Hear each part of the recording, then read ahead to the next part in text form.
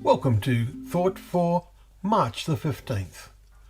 Our readings today are Leviticus chapter 23, Psalms 128, 129 and 130, and Luke chapter 6.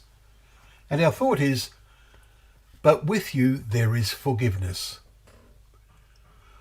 Our Psalms and Luke readings today link together in encouraging us to think and live positively so we can more effectively counteract a world that buffets us more than ever with false values.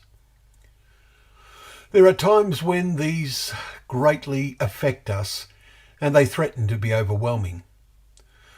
These Psalms provide us with encouragement for the times when the ways of the world around us particularly buffet us and we start to be drawn into its ways. Psalm 130 is an outstanding example. Out of the depths I cry to you, O Lord. Be attentive to the voice of my pleas for mercy. If you, O Lord, should mark iniquities, O Lord, who could stand? But with you there is forgiveness, that you may be feared. Verses 1 to 4. Then the question arises, what counts as iniquities?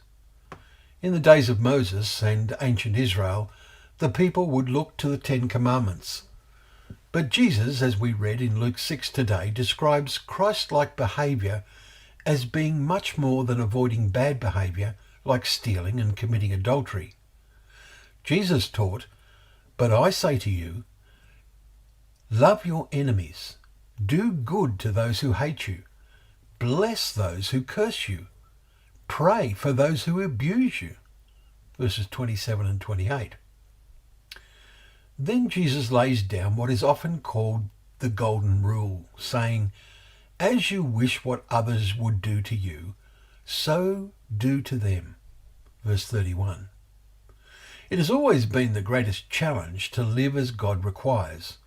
David knew this. Jesus came to spell it out in plain language and live it, to set us an example. With gratitude we remember David's words and see his life as an example, especially for us if we stumble off the narrow pathway that Jesus described in Matthew chapter 7 and verse 14. We therefore need more especially to remember David's words that God is feared because with them there is forgiveness. He is not feared because he is an angry God. Rather, he is feared or held in the deepest reverence, it means in this context, because he is a loving God. Tomorrow's Psalm 131 is specifically by David. He writes, O Lord, my heart is not lifted up. I have calmed and quietened my soul like a weaned child with its mother. Like a weaned child is my soul within me. Verses 1 and 2. Can we do the same? Christ is, in one sense, our mother. Let us make sure we have a real and growing relationship with him. Well, thank you very much for joining us for Thought for the Day, where together we can open up the pages of God's Word, remembering that it is a lamp to our feet and a light to our path.